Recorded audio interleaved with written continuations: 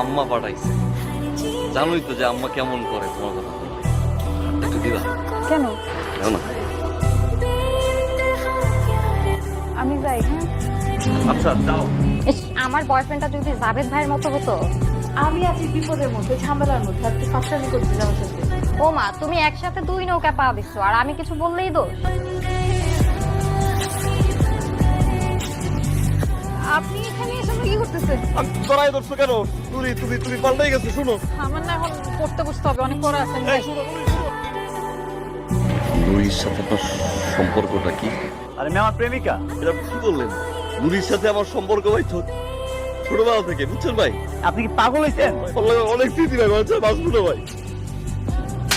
আমি কবে বলছি আপনাকে আমি ভালোবাসি? আপনি শহরে আসেন, আমার গ্রামের মানুষ, এই জন্য আসেন, আমি সুন্দর করে দুটো কথা বলি, দেখা করি, তার মানে কি আমি আপনার ভালোবেসে ফেলছি? আপনি এগুলো ভেবে ফেলবেন? আপনি যদি নেক্সট টাইম আমার সামনে আসার চেষ্টা করতেন না, তো আপনার খবর আছে।